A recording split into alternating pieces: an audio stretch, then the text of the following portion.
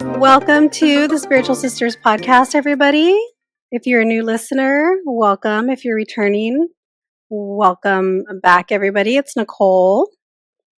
Hey everyone, it's Gabrielle. Hope you're doing well. We're super excited for this episode because, as you know, we really enjoy accents outside of American accents. And today we have a colleague from down under. So hello and welcome, Donna. We're so excited to have you. Thanks. I'm super excited to be here with you. Yeah, so... Oh, Nicole's about to cut me off. No. We've had more guests from Australia than any other country aside from the U.S. But what is with that? How fabulous. Yeah, I think you're like our fourth, maybe fifth? Fourth, mm-hmm. right? Because See, the Aussies love you because the Aussies we love you, I think, because you're just like, you're relaxed and casual and it feels like we're in a conversation with friends. And I feel like that's the Aussie vibe, is pretty relaxed and yeah. Well, we're super excited. And again, I could listen to you speak all day because I really enjoy the Australian accent. So, Nichole, would you like to ask the questions? Would you like me to fire off? Go for it. Okay. All right. So, Donna, Nichole calls it a game, but we ask a series of questions to our guests. And yeah, we really enjoy the answers because we always get something different. And so the first question is, what are your big three in astrology, sun, moon, and rising? So my sun is in Pisces, my moon is in Scorpio, and Aquarius rising. I feel like I've just given you like half of the inside of me. I've just bared my soul to you through the stars, haven't I? Yeah, a little bit. Gabby's picking up on your personality very, very well with that now. She knows what all of those things. I'm still learning. Yeah, Nicole's an Aquarius rising. I am. The Aquarian risings, they tend to get along with just understand people, I would say. It's just like a different flavor that I really appreciate because they're the 11th sign, so they've like picked up so much of the 10 before them. And so, yeah, there's just something to appreciate about Aquarian nature. So anyways, would you happen to know your human design makeup? I haven't really delved into human design that much. I know, like, shock horror. I'm a generator with a 1-3 profile, I believe. And that's all I know. Generators, I'm biased, but I love generators because, manifesting generators also get things done, but generators just can go and just I just saw something on Instagram that I actually really thought was true because sometimes what they have on Instagram is it's kind of hit or miss, it resonates or it doesn't, but what they had said about generators is that the thoroughness, the sense of thoroughness, is what leads to mastery because generators are supposed to master what they do. And so I think that's true. Gabs, are you a generator or are you a manifester? I'm a generator. Oh, okay. Mm-hmm. Yeah. Okay. And that's actually, why you're biased. Yes, totally.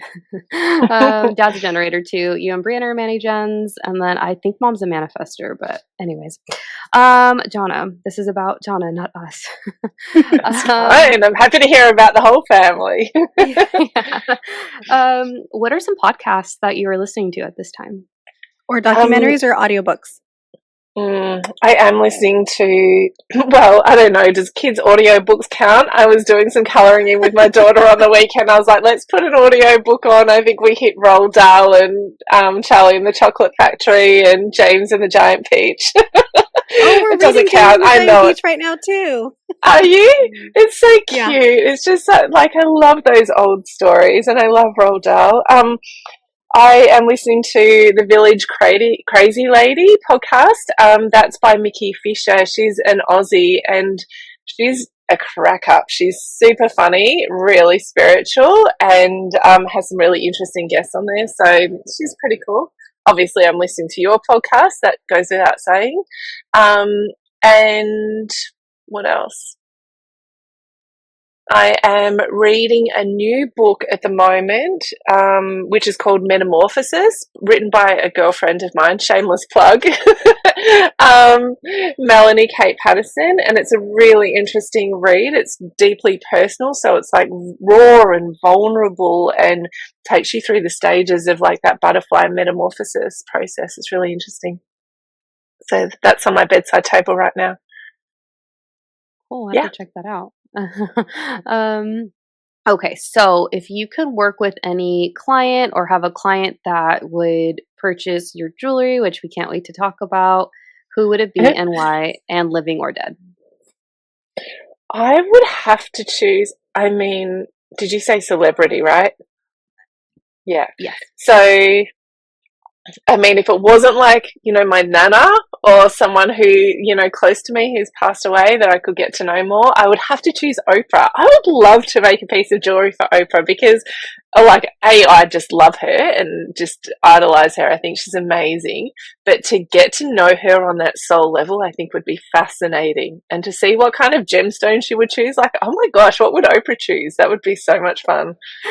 We just had someone else say Oprah. Did you? I didn't hear that one. That is no, cool. it's not I out just yet. think she's amazing. Oh, that's why I haven't heard it. Yeah. I think she's amazing. I just, you know, I used to watch her TV show like when I was, I don't know, must have been in high school, right? 90s. Okay, I'm giving my age away. But I just remember like the conversation she would have with people. I think it was like the beginning of my personal development journey, do you know, watching her show. I loved it. And I think she's amazing. I love that answer. Yeah, she's hella spiritual. Her book, I forget the name right now, but it was one of the first books that I read at the beginning of my awakening, and it was actually really well done. So, I didn't know she had a book. I'll let you borrow it. And then final question, Donna. If you could go to a concert of any artist, living or dead, who would it be and why? And this is our favorite question, by the way. So these people are alive. So Dayadova, have you heard of her? Dayadova. So she's also Australian, but she does heaps of performances around the States and also in the UK. And so she's fascinating. She is like a spiritual singer, but it's like full dance music. And so there are these people dancing, but like what she brings through is so like it's otherworldly. In fact, she went and did this tour all around the world, and she went to like sacred sites, energetically powerful sites all around the world, and sung the energy of that land, and has like this whole album around it. It's like next level amazing. So Dayadova, Deya, and then Dova. Oh, interesting. Check her out. Female, right? Yeah. Like you'll find all her music on Spotify and stuff, but she's, I think it was called the Planetary Grid Project it was a few years ago that she did it, and I was just like mesmerized by her, like standing in these like on rocks and her hands are on rocks and she's singing it, or she's singing like the energy of glaciers, or like just phenomenal stuff. Wow. I'm trying to look her up. I'm like, Earth is probably not her home planet. If that's the case. Oh, 100% no. And she, like, all of their costumes are like bird costumes. She always dresses in blue, and they're like, I don't know, she's just incredible. Yeah. Okay. We'll check her out. Yeah. Well, so there you go. I haven't been to one of those yet. I want to go. Okay. Yeah, that sounds interesting. Like you said, like spiritual but dance. So I'm curious to check that out and see what that is, like what that sounds like. Okay. I love it when those worlds collide, right? Worlds that you don't really expect. Yeah. Okay, so today we were going to pick your brain all about auras, because this is a topic that we actually haven't covered and we've never really spoken to much. I know Gabs said she knew her aura color at least a few years ago. I've never had my aura read. We were in Sedona. Have you heard of Sedona out in Australia? Yeah. Okay. Yeah, I've heard of it. I love Sedona. We were there back in like 2020, we went a few times. Anyway, we were trying to get our auras read, and every place either the person was out or they were closed, so we never actually got to do it on like 2 separate occasions. So anyway, I've never had my aura read, so I have no idea what my color is. But Gabs, you said yours was white? Yeah, a couple years ago, a reader told me that my aura was white and that it was a very hard color to have because it's almost kind of like a reflector energy, as it would be in human design, where people like project a lot of their shit onto you, but it's really just you acting as a mirror and reflecting that back to them. But I would love your interpretation on that color as well as all of the others. And also, I would love to know if it changes because my understanding is that auras can change over time. Oh my gosh, I can't wait to get into this with you guys. There's about 20 things already that I want to say. Okay. All right. Go for it. Shall we start at the beginning? So yes, let's talk about the color of white and let's talk about whatever you want, basically. But let's go back to the beginning. What is an aura? Yes. Mm-hmm. So many people have heard of auras, but like, what is it? And yeah, basically it's the energy field around your body. Excuse me. Sorry. So, you know what I tell my kids? So I've got 2 kids. I tell my kids, like, we've had the, what happens when you die conversation. I'm just going to weave this in because it'll help explain what I believe an aura is. Your aura is attached to your soul. It's who you truly are. It's who you are beyond this body. And so my kids have said to me, like, asked me, like, what happens, Mum, when we die? But, like, is that it kind of thing? And I said, well, no, you've got a soul. You have an aura, a soul. It's what makes you uniquely you. It's what makes your eyes twinkle. It's what gives you your beautiful personality. It's what makes you, your special gifts are yours. And that soul, when we die, it leaves our body. And I've seen that happen when people have died. I've seen, energy moving, their soul leaving their body. So the aura is basically the soul. It is an expression of the soul. And I believe that when we incarnate, that we come in with 2 main soul colors. It's usually 2. I have seen someone with a 3rd. And so we have these 2 main soul colors that stay with us for our whole life. And then we have other colors that come into our aura depending on what we're going through at different times. And so yes and no is the answer to your question. Like, yes, our colors can change, but then typically we have a couple that stay around our whole lives. And so one thing that came up, so one of our friends, I actually think it was Maria. I think I was voice messaging because we never talk on the phone. All we do is voice message. It's like the new talking. I think she had mentioned, we were talking about auras one day. Excuse me. We were talking about auras one day, and I think she had mentioned that either her aura or the aura of another medium that she knows was gray. And that they were saying that gray sometimes is more common for someone who is a medium because of all of like the different energies and whatnot that might be like coming through to them, that sometimes it's kind of like protective as well. So what do you know about that, or what are your thoughts on like a gray aura? Have you seen that? Or controversial, Nichole. Controversial. So controversial. I'm not going to hold back in this, if that's all right. I'll tell you everything that I think. All right. Yeah, definitely. So I don't think that medium probably has a grey aura. The times that I've seen people with grey auras, they're nearly about to die. So the energy starts moving out of their body. Potentially that medium had like a grey or a silver protective, bubble of energy around them. But when people's aura is grey, I can tell that they're in a really bad place in their life. That's kind of what I associate the color gray with. So when I heard that, I was like, oh, I mean, again, I don't know anything about auras and I don't read auras, but I think if I were to see gray, like I think of like a gray cloud, like, oh, this person's probably really sad or just having a rough time. But yeah, I think it was something more of like, oh, it's more common with this because of all the energy and whatnot. But anyway, I wasn't sure. So I don't think so. Okay. Okay. I'm just like, nope, nope. So we're Yeah. meant to be really colourful and we're meant to be really bright and we're meant to be, our colours are meant to be like, get like bright, like shiny and translucent, like transparent but bright. So they're meant to be clear, consistent, and yeah, bright. Okay. And you can I see when someone's aura is bright because they look like, even if you can't see energy, people's eyes look twinkly and their face looks clear and they seem bright to you. Mm. it's that's so interesting. So I also have a question. We're just going to take it to the next level. What happens when you see black around a person? Because I've seen that Well, before have you? many times. Um, I would say that, like, I would be very curious, well, sort of curious and a bit scared, to be honest.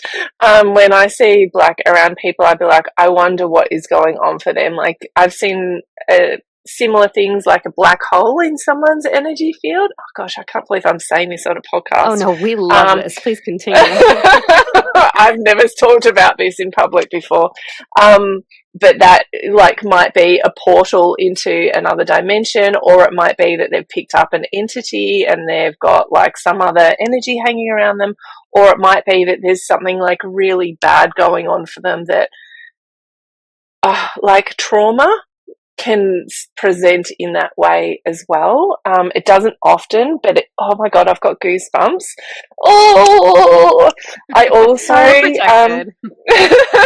We did I our also, container. Remember, we're good. Yeah. yeah. We did our container before we started recording. I also see when people have experienced, or like people are part of a family system, a birth family, where there's been trauma that's been experienced, can affect people's aura now as well. So sometimes that might look like, all right, this is going a bit off topic, but it sort of is, it sort of isn't.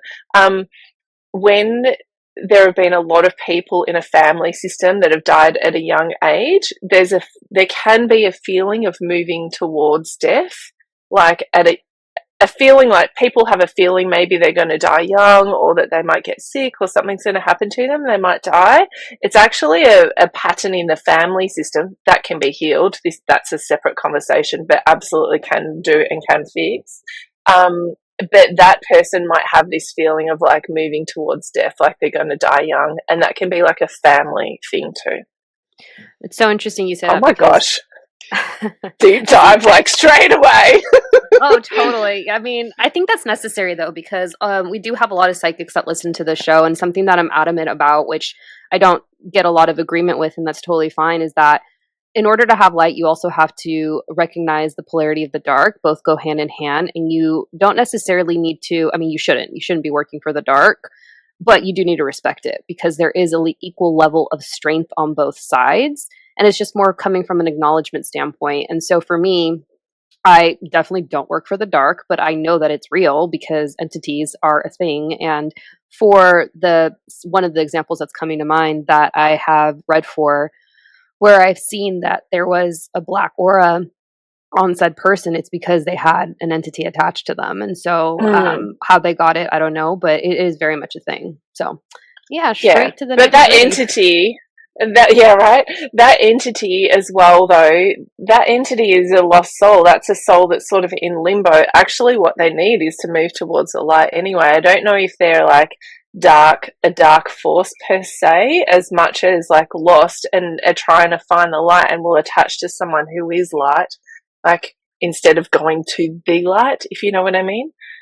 Totally. You can see it too. Like you could just look into their eyes, and when they say like, the Mm. eyes are the window to the soul, it's so true. You can really see so much based off of like I mean, for me, I see it through my third eye in terms of like the auras if it does come up, which isn't often, but I you can also see and tell a lot about a person by way of how their eyes appear to someone.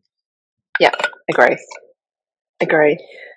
So, how many colors are there? Is it just kind of like a spectrum? Like, is there just one blue, or is there like 10 shades of blue? And if it's lighter or darker, like, how many colors do you typically see, or I guess count? Like, is it just, kind of those primary colors? Like, you're either red or yellow, green, blue? You've got the best questions. This is so much fun. No one's So ever we have asked been me these kind told. of questions about auras. These are the best. So Oh, every Nichole. color, every shade of blue that you can perceive with your eyes is what comes through in an aura, and every color. So every color that we can perceive comes through, can come through, and I sometimes, oh my God, this is the best questions. I'm so excited about this conversation. Sometimes I perceive colors that I know I can't visualize with my eyes, or I can't understand from a human perspective. I do get colors like that sometimes. And it's So, rare, but it uh, happens. Because we being that know that the there's, color spectrum, yeah, from a science perspective, we only see such a small amount, right? There are so many other colors, presumably, or right. something else that's going on that spectrum. I don't know. So, what would be the difference of someone that maybe had a lighter blue versus like a royal blue type of or color? Like, I what mean, would I can you tell gather you from like the that? basic meanings of colors, but Okay. ultimately what happens is when I see it in someone's aura, it depends on where it's positioned, but also how it feels and how it interacts with the other energy around it. And so someone might have a light blue, for instance, and I'll be like, oh gosh, like you've got the gift of communication, and I can feel this like beautiful, angelic, almost Mother Mary energy that comes through you, like that it's just like really surreal and celestial and divine. And other people could have a light blue, and it's not about that at all. It's about their divine feminine, interestingly, or Mm. um, a real sense of peace in their life, or that communication has been a real challenge for them, but it's also their gift. So the same color can present really differently in different people, and yet sort of have a similar meaning depending on what the color is. Does that make Are the sense? colors, yeah, are they kind of similar to like the chakras? So like you mentioned right now blue, like if someone has blue that maybe they're really good at communicating, and Yeah. with the chakras, right? Blue is the color of the throat, color of like, so the communication piece. So are they kind of similar where maybe if somebody has an orange aura, they're going to be very creative or artistic? Like, is it like that or no? Oh my gosh, orange is a whole nother kettle of fish. But yes, often those colors are of course you've said orange. Um, uh, Often colours, the gifts and the talents that come through with those particular colours are connected to the meaning, or whatever those chakras are, but the colours are sometimes not seen. Like the blue sometimes doesn't necessarily always appear around the throat. It might appear in other parts of their aura or around over parts of their physical body, and then that means, something else there. But do you want me to tell you about orange? Oh yeah. Orange is really interesting. It was the color that I resisted for so long, and it Oh. ultimately was the color that I really needed to work with. So orange is fascinating because for some people when I see orange in their aura, actually they've experienced shock and or trauma. And that orange comes in, we'll call it the Humpty Dumpty colour, because, Humpty Dumpty fell off the wall. Had to go for la la la, all the kids' Hmm. things today. But orange is the Humpty Dumpty colour. It puts us back together again. So when we experience shock or trauma, our aura will often split, it'll fragment or shatter, and our soul is like, eject, eject, get out. Yeah. Orange is the color that brings, that basically heals and puts those splits, those fragments, that shattering back together again, and allows the soul to come back in and sit properly in the body again. So sometimes I see orange in people's auras, and I'm like, usually I can tell that it's connected to some sort of shock or trauma. Some people have orange in their aura. Not many. There are not many orange beings out there. I have made an orange ring, so for an orange being. When I say an orange being, that sounds really weird, doesn't it? But orange is one of their main soul colors, and and that orange, yes, you're right. Like this creative life force energy that sits within them, and is like, there's deep joy and bliss in the orange as well. Like if you think about the smell of an orange and the taste of it and how uplifting it is, and that refreshing but like nourishing, and I don't know, just gives you all the good feels, like that, translate that into the color. And yeah, this is really dynamic energy that can come through in the orange as well. That's so interesting. I didn't know that about orange specifically. I related to the sacral chakra, which is representative of the divine feminine. But that would make sense because, at least the way that my brain's processing it, is that the divine feminine is very healing and it does put together, fragments in different areas, I would say. But I'm going to go back and ping back to Yeah. Nichole. But I would love at some point to also go through just like the colors and then maybe go through a description of them. But I defer to Nichole for the next Sure. question. No, I think that's good. And then the other question that I kind of was wondering is, why would it be helpful for someone to know the color of their aura, or the colors? Because like you're saying, people typically come in with two, sometimes three, but not very often. So why would that be helpful for someone? It's interesting. Like when I do energy readings for people, and I do this as a part of my jewelry, we'll talk about that later maybe, but when I do energy readings and I tell people what the colors are and what that means specifically for them, it's like, when you feel deeply seen and heard and known, that's what happens. So why is it helpful? It's helpful because someone else can see the real you without even needing to know you. It's like that feeling of just, oh yeah, that is me. I'm doing these readings and people are sitting there nodding and smiling and crying, and it's like, yes, that's me. It's a confirmation of knowing yourself really as well. And then also for me, it's helpful to look at people's auras. Obviously, I'm clairvoyant, but when I'm doing healing work, I look at people's auras and see what's going on in their energy field. And from that, it's like giving me, a real insight as to what I need to help work with them on, so their aura can become clearer and brighter and more colorful. And in that way, they start to feel more like themselves again. I just kind of had a question. I want to get into the colors, but how did you decide, or like kind of fall into working specifically with someone's aura and the colors? Because like I don't think we've never had anybody on here that's done that. So how did that come to be for you? That is, again, a really awesome question. Okay, so when I was about 16, 17, and like all of a sudden the world of spirituality opened to me. I had no idea about it before. I thought, wouldn't it be cool to see auras? Like back in the day, I thought, wouldn't it be cool to see auras? So I decided I would teach myself how to see auras. At the beginning, I was looking at people. So I was in this, like a personal development program, but the presenter was up on a stage with white background, like white wall, like nothing behind them. And it gave me so I was doing a lot of those sort of courses. It gave me a lot of time to look at people while they were talking, and talking passionately. So these people were really quite vibrant people anyway, in their personality, but obviously their energy as well.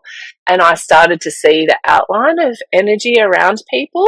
And then over the years, I then studied psychic development. So I learned how to really switch on my clairvoyance and all the other different, parts of intuition, like clairaudience and claircognizance and all that stuff.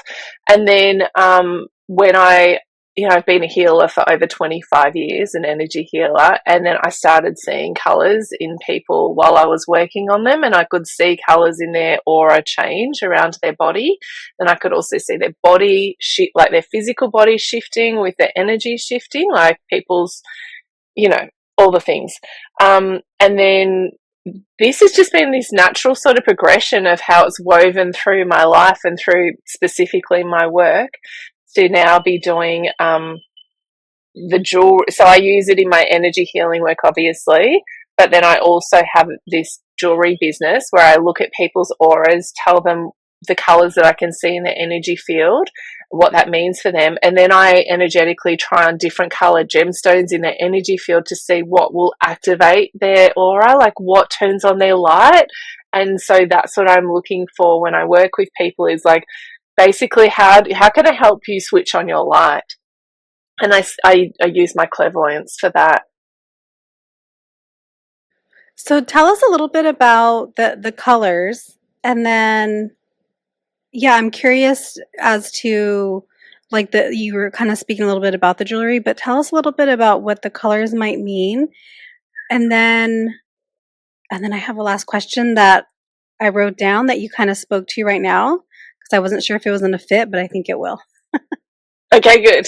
All right, so I'll give you like a brief summary of meanings and colors. A lot of this I've learned from, have you ever heard of Aurosoma? No. It's a system that has, basically your soul chooses the colors that you need. And so a lot of my training came from years ago when I was a practitioner of Aurosoma. They have over 100 colored bottles, and there's 2 different colors in each bottle, and you choose basically the bottle. So I got a fair bit of this knowledge from that system. I just want to acknowledge that. And then also, like, obviously what I've learned and experience along the way in my apprenticeship under spirit. All right, so here we go. I digress. So, excuse me. Let's start with red. Yeah, so red can be, and if I see red in an aura, it can be an indicator that people have got a lot of energy, or like no energy, or too much and they're not enough, like the fluctuation of both. It can be a sign that they've got that stop and go energy in their life, like a red light. Yeah. And it can also represent anger and frustration. Oftentimes it represents grief, and a lot of times I see hidden grief in people's aura too, which maybe I'll come to a bit later in other colors. But also red is amazing, right? Red is the Kundalini energy. It's the activation energy. It's the get up and go. It's the, how do you bring heaven to earth? Like, how do you create things and make them a reality? So red is powerful. And when you're in the challenges of red, it's really, really challenging. And when you're in the gifts of red, it's really fun. So, when I say working with colors, or like, choosing gemstones that are a particular color, basically we want to move you from the challenges of that experience into the gifts of what it gives you. Yeah. All right, so we'll just go through the chakra colors, I guess, might be easiest. Yeah. So obviously orange is next, and I've talked a bit about orange already, around the incredible healing that it can offer, but also the deep bliss and joy. We've also acknowledged that it's part of the womb space, the creative and reproductive centers, so it's life-giving. And I mean, we could go on, but for time's sake, I'll move on to yellow.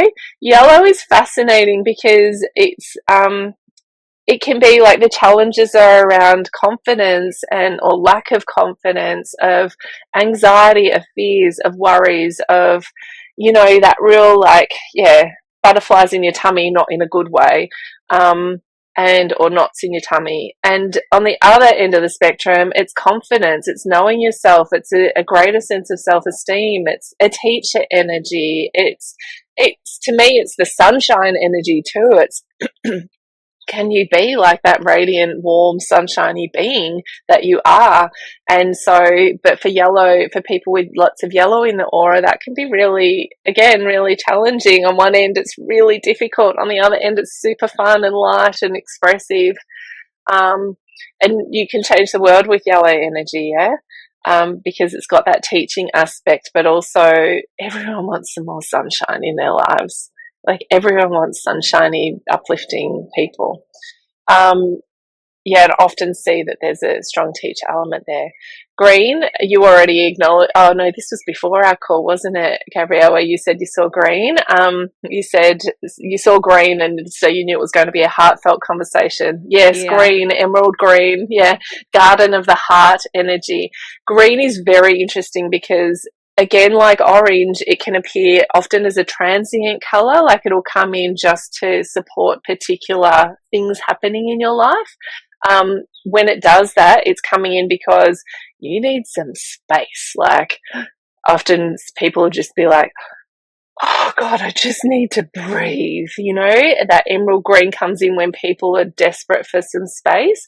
They're also looking to connect with the truth in their hearts of like, what is their truth, and understand who they really are and what they really feel or believe about something. And that can often lead to a new direction coming through as well. So emerald green can, give you that opportunity to to take the space you need, connect with your truth, and then have a new direction.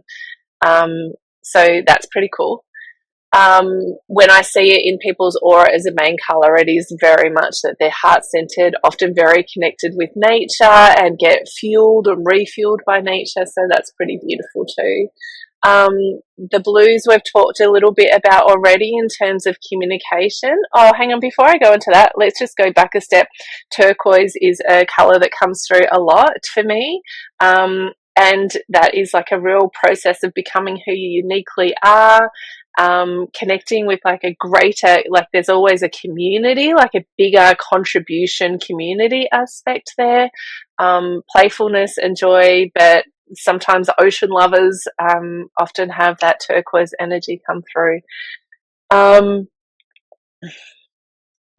the blue, light blue or medium blue is often around communication, challenges with communication, but also very much your gifts. Like, podcast hosts, I would expect that both of you had an element of blue in your aura because you're communicating so much, yeah? But also, it's not just speaking, of course, we know it's that listening and the two-way communication. The challenge with blues is that sometimes if people have heaps of blue in their aura, they can err on the side of being blue, of getting the blues, like a bit depressed. When the other, if people have heaps of yellow in the aura, they can be a bit more anxious. That can be a challenge with it, but then also like you've got the gift of the gab, baby. Like, the blue is amazing because people are drawn to you and you've got so much to share, and it's really important that you express that. The royal blue is, of course, those it can be your clairvoyance, but more broadly your intuition. It shows that you're intuitive, you have a connection to the divine, you can be very insightful, and you have the ability to kind of like, connect into other worlds with that royal blue. Violet or purple, I call it violet, some people, you probably call it purple. That again is about connecting with the divine, but it's a color of healing and transformation. And often the question that comes along with that is, how can I be of spiritual service in the world? And that's really beautiful too. Yeah. If I had, oh, sorry, go ahead. No, you're right. Go. Oh, I was just thinking, like, I like to sometimes wonder, like, oh, maybe I'm this or maybe I'm that without knowing. I feel like I would probably be a mix between blue and yellow. Do you? Mm-hmm. Just as you're describing it. So when you were talking about like the yellow, so I think I'm thinking more of like the not great part. So I loved how when you were describing the colors, you were giving like both, right? The light and the dark. This is what the positive is. This is like what the maybe not so great is. So I would say for the yellow, like you mentioned, people like maybe more prone to anxiety. Well, yes, yes, yes. I'm anxious all the time. So that's why I was like, ooh, I'm probably yellow. And then with the blue, you mentioned like the communication. I mean, that's all I do for a living, right? I talk and I listen. I talk and I listen. And then you said they're also maybe kind of prone to the blues as well. And I was like, oh, yeah, totally. So I think probably a combo of like blue and yellow would maybe be in my aura. Okay. But all right. That's cool that those things are resonating with you. I haven't quite finished on the colors though. yeah, go ahead. Oh, Gabrielle, did you want to say something? I will let you finish, but I was going to ask about two additional colors in the case they weren't covered. Oh, great. Okay, yeah, so we haven't finished yet. So pink, of course, is another colour, and that, again, is connected to the heart space. I think about our heart chakra as a watermelon, so pink on the inside, green on the outside. or sometimes it looks green and then it, it glows pink as well. I have a lot of people come to me that are pink beings, and to me that is you're all about the love. Like, you are all about the love. Maybe that's been a challenge for you, that you haven't experienced what true love or unconditional love is, but then also you are the embodiment of love. So how do we get you into that space where you feel like you're fully expressing the loving being that you are? That compassion and sensitivity and divine feminine and receptivity and all of that stuff, but just how can we support you to emanate the love that you are? And then magenta is another color as well that often comes through. Yeah. I wouldn't think, because that's such an interesting color, I think. Yeah, Magenta? so when I think of magenta, I think kind of that hot pink color with a tiny bit of crimson in it, yeah? And so to me, that is connecting with divine love from above. There is like a real joy in joy, or like a zest for life. Like, you can love the little things, like you appreciate and love the little things in life. You're the kind of person that ideally, when you're in a balanced space within yourself, you're stopping and smelling the roses. And yeah, you can bring through that divine love from above. Why did you go, oh, Nichole? Oh, just because that's such an interesting color. I think just in general, like, you don't hear magenta very often or see it. So when you said pink, I don't know where I thought you were going with like another color, but didn't think, I wasn't expecting magenta. It's just an interesting color. So it's funny that you had that reaction, because that's actually what I see in your aura. I didn't even ask for consent. Sorry, I didn't ask you if that's okay to say. No, yeah. Is that okay to say?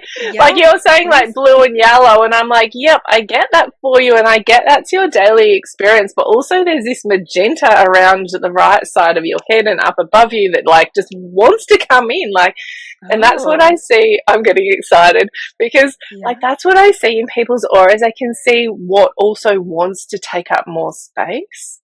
Do people ever come in that maybe are versed in the colors and like want to be a certain color? Like, maybe someone wants to be pink because they want to be like that loving being, and then it's like, oh, I don't know, you got a little gray around you. Like, do they ever get just kind of like, oh, that wasn't the color I was wanting, or like want to be yellow because they associate that with like the brightness and the happiness, and it's like, I don't know, you got a little blue in there. I don't know, when people come to me for energy readings, then they don't really get a chance to tell me what they want first. So I just get stuck into the reading. So I don't actually know, to be honest, but I would say more than anything, people have a sense of what color they are, and that gets validated in the reading usually. But then probably more comes through than that, Right. More comes through about what they realize, and they're just sitting there nodding and smiling and crying because it just feels so right. It just feels like, oh yeah, that's me. Yeah. And then there are other colors that sometimes come through. Oh, sorry, like olive green and coral and stuff like. So those tertiary colors do come through, and they're a bit more unique and rare. Not super rare, but like, yeah. And I have seen people with a lot of white in their aura too. So white or clear energy to me often can represent like that there's been a lot of tears, like you've had a lot of sadness, or that there are unshed tears there. But it's more than that. It's clarity. It's the ability to bring through this clarity that is like there's nothing else like that white.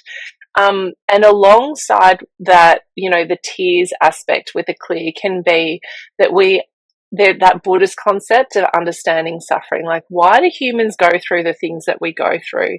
And really understanding, like, the silver lining or the benefit of what suffering is for humanity. How, like, what I mean by that is, we go through grief, say we lose someone and we experience such deep pain in our chest and what have you. But that really is, if we honor the grief process, it rips our hearts open, but it opens our hearts too. It's an expansive energy. And I think grief, often people like have it, feel they don't know how to deal with it, so it's a contractive energy. They shut down, but actually grief is meant to open us up. Anyway, so that's what I mean about the understanding of suffering. Yeah. I was, thank you for telling me what color you saw, because I was wondering, but I didn't want to ask you because I don't want to put you to work while you're a guest here. So thank you for that information. You have my consent. That's okay. I could do a lot more for you, but yeah. I'm mindful of the time as well. How long have we been talking for? I feel like I've been talking for a while. Are we good? We're almost about to wrap up. But so tell us a little bit about, so with the jewelry. So for example, so you mentioned right now, like you see magenta wanting to come in. So if I were coming to you and I was like, hey, like, tell me my aura and the energy, and then what would you recommend for me as far as the jewelry? What might that look like? Like, would it be maybe a magenta stone because it wants to come in and that's the color that we're maybe gonna work with? So do you typically work with the colors that are very present in people's auras already, or in the colors that maybe want to come in that they need a little bit of support with? Yeah, both, Nichole, because I sometimes have an idea, like I'm reading people's aura and I'm like, wow, this is like really meaningful for you, this color, like, the magenta really wants to come in more. And then I go through all the colors and I'm thinking in my mind, in my Donna head mind, oh my god, it's going to be a magenta stone, I can't wait to see what happens in an aura when I try this on. And then I try it on, it's like, meh, nah, like it's just not, it falls short of what I thought. I'm not saying that would be for you by any means, Nichole, I don't know. But what I do is I go through all the different colors that I've seen in that person's aura, and then I try on that color gemstone in their energy field to see what happens. When I do that, then I get a sense of, oh, like I'm looking for your light to radiate. I'm looking for that expansion. I'm looking for that, beautiful feeling of expansion and joy, or whatever it is that's actually meaningful for you. And we've already got a sense of that from the readings. And so sometimes it's the color that I think it's going to be, and sometimes it's not. And that's really fun to not let my head get in the way. Yeah. Right. And then what kind of jewelry do you do? Is it like rings, necklaces, bracelets, a combination? Is it just preference for people as far as what they prefer to wear jewelry wise, or? Yeah, it is. It's definitely is. But also, so my process is I offer people a free 10-minute energy reading. So your listeners are welcome to book in for that free reading. It's like super fun. And as you can hear, like it's quite deep at the same time. And then when people are ready to start their jewelry making journey with me, they book in for a blossom session. And that's where I take them to connect deeply with their soul and for them to experience, like, who are they on that soulful level? Like, who are you as a soul? And what does your soul want for you? What does it want to express through you? And so in that blossom session, you also get a divine download of what that jewelry is going to be. So you'll feel like, people tell me, like my customers, they say to me, I feel like I've got a ring on my finger already, Donna, and it's on this finger and it's on this hand. I'm like, yep, well, that's what it is. Or they're like a pendant. So far, because my business is still relatively new, I've only been doing it for like 3.5 years, but let's call it sort of three-ish. Like it's still pretty new. So I started out with rings, and now I've also been making pendants as well. So if someone had a particular preference for a different type of jewelry, like I would definitely be open to exploring that.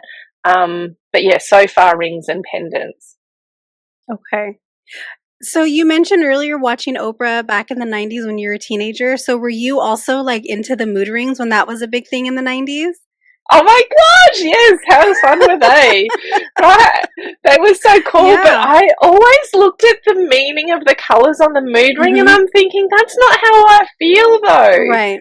Yeah, like it'd be like sad and I was happy, or it'd be, I just couldn't get that whole business. But even my kids have seen mood rings and they think it's fun. Well, it is fun, isn't it? But I just could never understand the meanings, and now we've got like real life ones, not that they change color, but actually help support your mood to shift into what your soul is.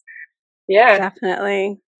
So, I have one last question, then I'll throw it to Gabs before we close out. But I had wondered if people would be able to try to figure out or like read their own aura. And I had seen one day that someone had mentioned, or it was like, I don't know, Instagram or TikTok, and it was talking about having like a white piece of paper, kind of like putting your hand to it and then gazing a certain way, doing whatever, and then moving, and then whatever color was kind of left behind was supposed to be your aura. And so you were mentioning when were going to see people on stages that you would see their like kind of their aura because they had the white background. So I was like, oh, that's kind of like what I remember reading about. So would that be maybe a way that someone could try to figure out their own aura, or is there maybe a different way that you would recommend someone try to figure out their color, or can they even do that on their own? I think it's the trickiest thing to do it for yourself, to be honest. Like, I can't, especially your two main soul colors, that's the trickiest because it's you. That's what you're familiar with. It's just what is. And so there's not really any differentiation between you and seeing yourself as a color. Do you know what I mean? That's really tricky. I mean, obviously people can book in for a free reading with me. That's fine. And I'm happy to help them. But yes, to answer your question, Nichole, I think that's great. Anywhere that you would have like, a white background is definitely helpful.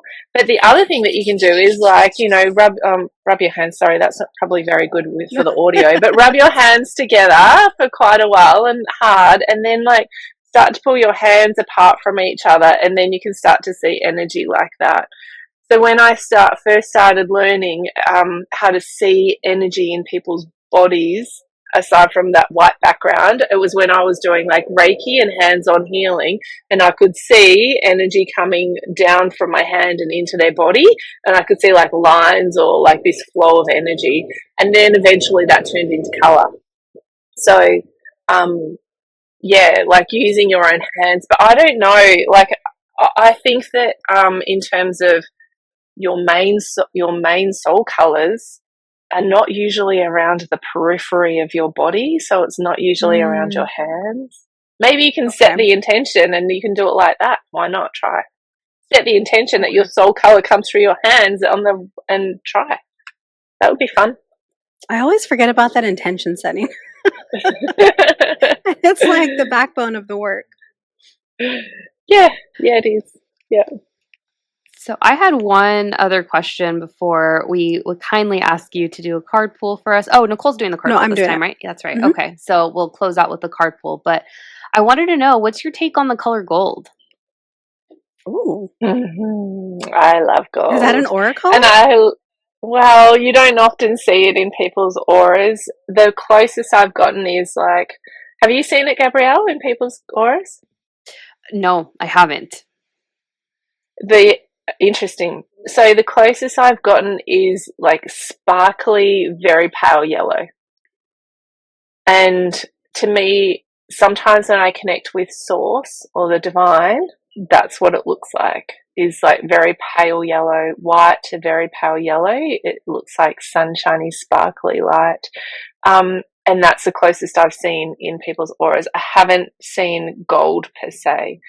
I would say that gold would be an indication that they've ascended. Do you know that they've reached enlightenment? And maybe I just haven't met any like fully ascended beings yet. Maybe they're not even on this planet. I don't know.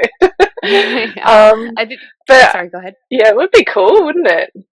Totally. I think the closest I've seen is like when I know like they're like, this is not their home planet. It's like a rainbow. Usually I'll see that. And I'll see rainbows for like alien babies that I'm like, oh, like the 3D dimension is not your dimension. Like you have galactic connection to other dimensions for sure. And that's really cool. Also good luck like baby being in this world. Please, like stay true to yourself. Totally. So yeah. Oh, this is so fun. I learned so much. Thank you.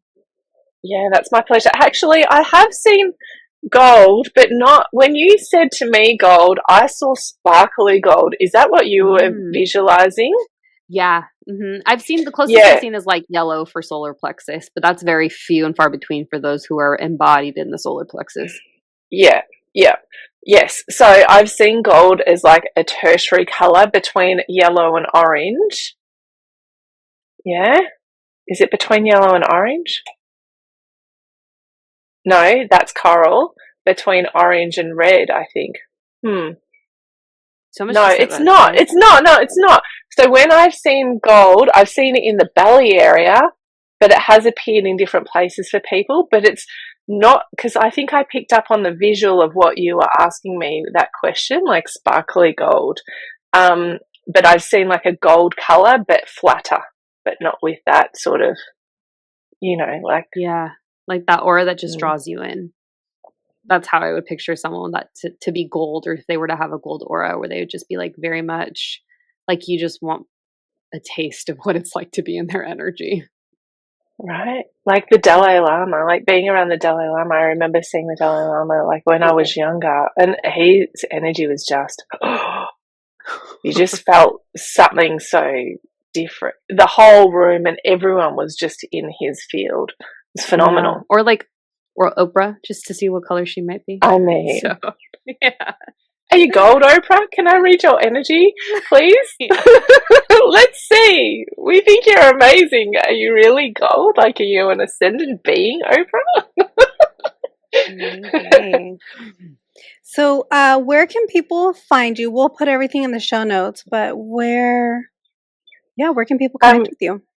You can find me on my Instagram, which is Donna Wallace Healer, or my website, which is donnawallace.com.au. And then I have my jewelry business is called the House of Orion.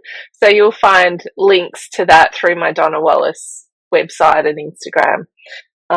Yeah. Okay.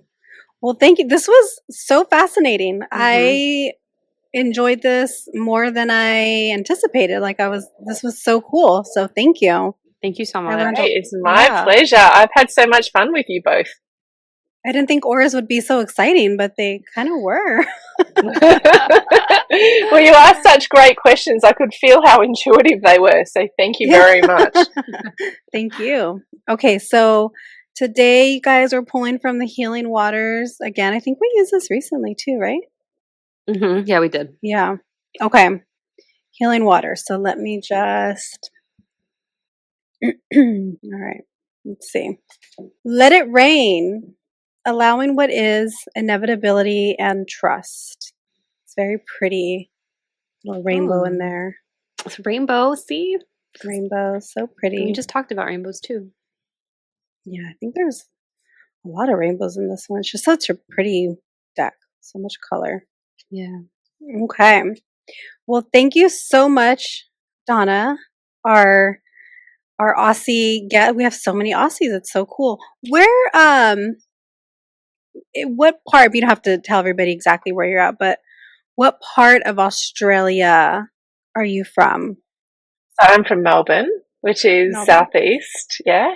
Okay. And I live about an hour and a quarter away from the city. So I live in a place called the Mornington Peninsula. It's obviously on the beach, and so the ocean's just, yeah, I live right by the ocean. It's so beautiful. We have koalas around here and kangaroos and like actually wild animals, wild Australian native animals. Occasionally you'll see an echidna. Like it's such a really beautiful environment, and our bird life is unbelievable. Wow. So yeah, we have these black cockatoos, and they're quite rare even in Australia. And so they're black and they're big, and they like squawk a lot, but they are incredible. Like they've got these yellow feathers in them. There's a couple of different types. We have the yellow ones, and yeah, it's a really special place to live. Yeah, everybody talks about how beautiful Australia is. We got to make it out there one day. Absolutely. Yes. Come and visit. Okay. Yeah. Well, thank you so much for meeting with us today. And I know with the time difference, sometimes it can be a little bit challenging, but we made it work. And guys, check out her page, and get your aura read, figure out your colors. I think I'm definitely going to book that so I can get more information and learn a little more about myself. When you were kind of talking about how it's just more of like that confirmation for people, kind of reminded me of human design, where with human design, you're not necessarily learning a lot, but you're getting more confirmation and validation. So I think that would be like a great way just to kind of get that for yourself as well. So definitely take advantage, you guys. All right, and we'll see you guys next time. Thank you so much. Bye. Bye. Bye.